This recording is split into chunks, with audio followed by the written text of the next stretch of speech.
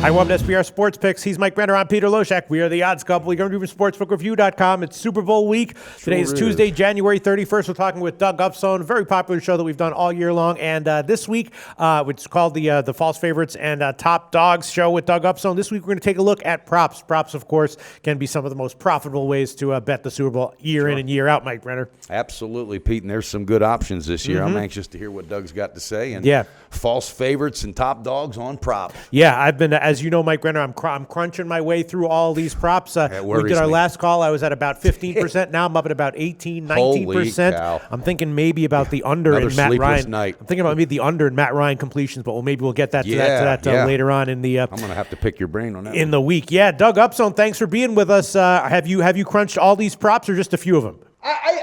I never do a lot of them, to be perfectly honest. And to tell you the 100% truth, I've done fewer this year because I just completed my first ebook, and it's going to be about betting college basketball in the month of March. Wow. Fantastic.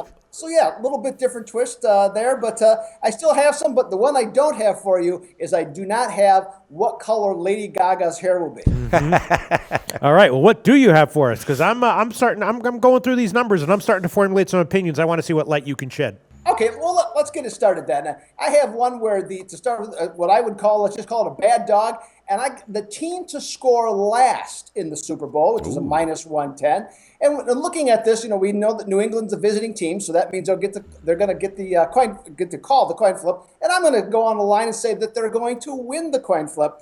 And I don't think the Atlanta defense is going to be strong enough to stop Tom Brady and the New England offense right out of the gate, because one thing that we know about New England, as we saw in the championship game against Pittsburgh, they like to change things up. And I think they're going to come out with something a little different wrinkle that Atlanta has not seen. And I think the Falcons are going to have a lot of anxiety to start with. So I think New England scores first. So I would say that to bet on Atlanta to score last to start the Super Bowl props. Okay, fair enough. Yeah. Fair enough. That's an interesting take right there. Really. Atlanta to score last. What else do you have for us, Doug?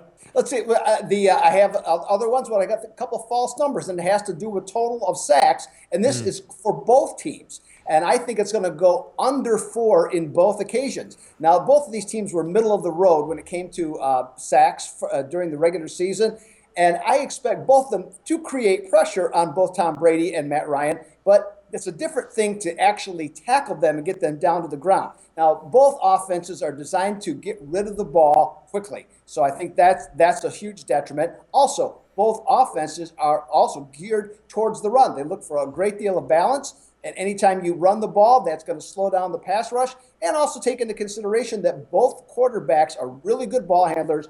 Great in terms of deception, in terms of the play action pass. I think that slows down the pass rush altogether. So I got both unders on New England and Atlanta for sack totals. Yeah, the one I have, I was actually looking at that, and the Atlanta sacks number is under 1.5 at plus 128. They did sack Rodgers twice last week and Russell Wilson 3 times in the first playoff game, but I agree with you. Something tells me that they might get to Brady once, but are they likely to get to him twice? I don't know. Both these quarterbacks have quick releases, and both of them at times have eyes behind the back of their head. So you know what? I like that angle as well. Yeah, interesting. What else do you have for us, Doug Upstone?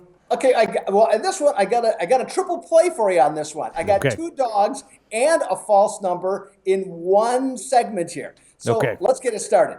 So for the season, we got Julian Edelman. His total is 90.5 receiving yards. So in his for the season, he averaged 75.6 receiving yards per game, which so it sounds a little bit low. But in the last 4 games, he's averaged over 123 yards receiving, so that maybe is a reason to play it play it over in this case. But I think Atlanta's defense is really going to focus in on Edelman because he's the favorite target of Tom Brady. So I think they're going to go after him a little bit, and I think that, and then also quite possibly the number of receiving receptions that he has could be a little bit low. So instead, I look for New England to take advantage of Atlanta's biggest weakness on defense, which is guarding tight ends. So I think that brings Martellus Bennett into play. And then with Rob Gronkowski out, as you probably have noticed, Chris Hogan has more, even though he's not a tight end, he's taken the position in the field of playing in the slots. So how I'm looking at this, I got under Julian Edelman for receiving yards at 90.5. I got Chris Hogan over 59.5 on receiving total, and Martellus Bennett, the tight end, over 36.5 receiving yards. Yeah, that makes a lot of sense to me. The numbers I have here, I have for Edelman, I have at Pinnacle under 100.5 yards at -152. What did you say your number was? 90.5. I looked it up this morning. That's what 5 Dimes had. 90.5. Yep. Okay. 90.5. Yep. Right. And you know what? With those players, especially Hogan, all right, because Brady, he is the best at finding a new weapon and making somebody into a great player. Did it for Edelman. He does it for all of them. All right, I like that call. I think he's going to go to him. The thing that worries me about Edelman is he's liable to pull off a 60-yarder. I could see that guy doing that. So that's the only one that kind of gives me a little uh-oh. But then again, you know, they may be breaking down and really relying on the run game as well. So it's going to be interesting. But I love that take on our Martellus Bennett. I think that should be a no-brainer.